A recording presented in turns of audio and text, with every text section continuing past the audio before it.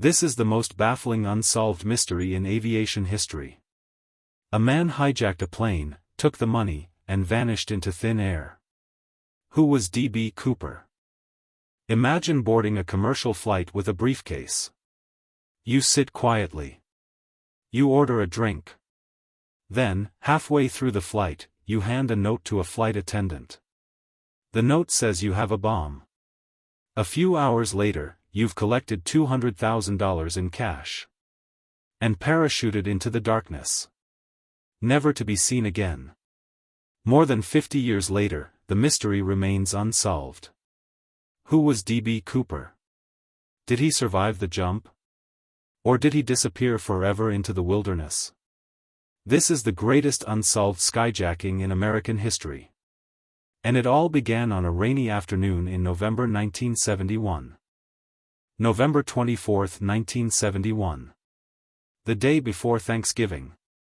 A middle-aged man wearing a dark suit, white shirt, black tie, and sunglasses purchased a one-way ticket from Portland, Oregon to Seattle, Washington. The ticket was issued under the name Dan Cooper. Not D.B. Cooper. That name would emerge later due to a reporting error and become legendary. Witnesses described him as calm, polite, and completely ordinary. Nothing about him raised suspicion. After boarding Northwest Orient Flight 305, he took a seat near the rear of the aircraft. Soon after takeoff, he handed a note to a flight attendant named Florence Schaffner. At first, she assumed it was a phone number from a lonely businessman. She tucked it away without reading it. Then Cooper leaned toward her and quietly said, "Miss, you'd better look at that note. I have a bomb." Everything changed.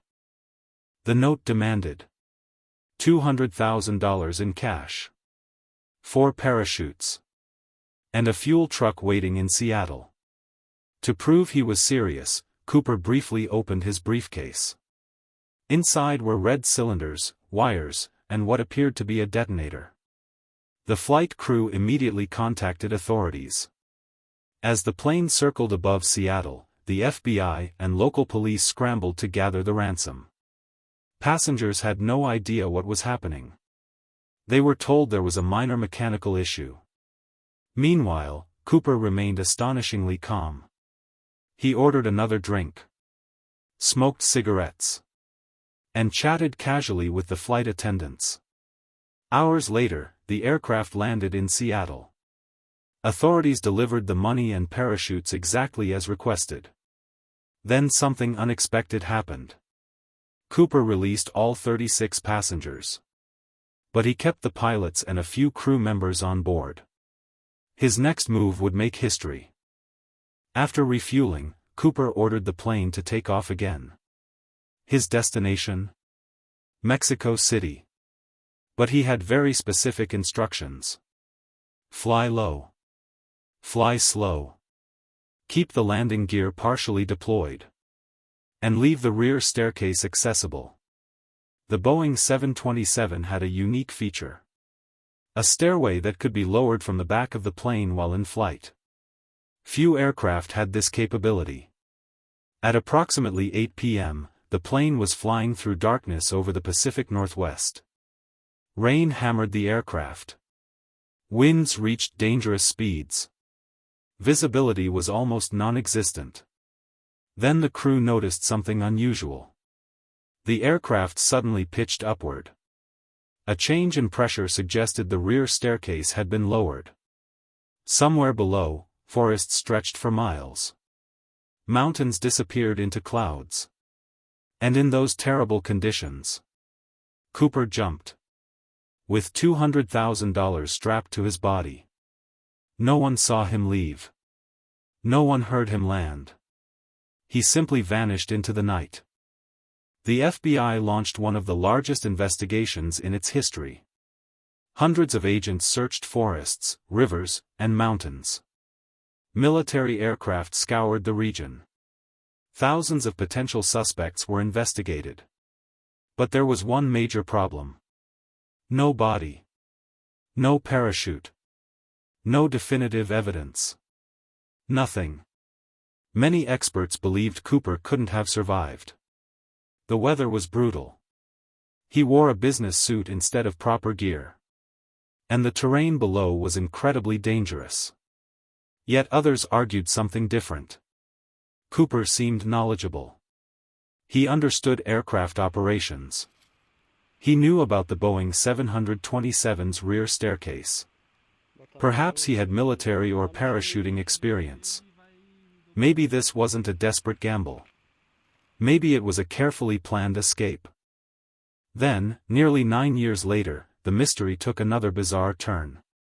In 1980, an 8-year-old boy named Brian Ingram was digging in the sand along the Columbia River. What he found shocked everyone. Bundles of cash. Badly deteriorated $20 bills. The serial numbers matched Cooper's ransom money. Nearly $6,000 had been buried in the riverbank. It was the first physical evidence linked to the hijacker since the jump. But the discovery raised more questions than answers. How did the money get there? Did Cooper lose it? Was it carried by water?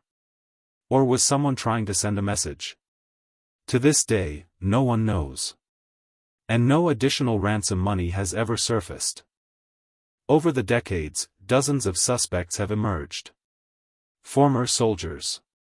Skydivers. Criminal masterminds. Even ordinary citizens accused by friends and family. Some appeared promising. Others were quickly ruled out. The FBI investigated thousands of leads. Yet every suspect came with missing pieces. No fingerprints matched. No DNA provided definitive answers. And no confession was ever proven. The real Cooper remained just out of reach. In 2016, after 45 years of investigation, the FBI officially suspended active efforts to solve the case. But the mystery lives on. Did D.B. Cooper survive and spend the rest of his life in secret? Did he perish somewhere in the wilderness moments after jumping? Or is the answer still waiting to be discovered? One man. One airplane. One impossible escape. And a mystery that refuses to die. What do you think happened to D.B. Cooper?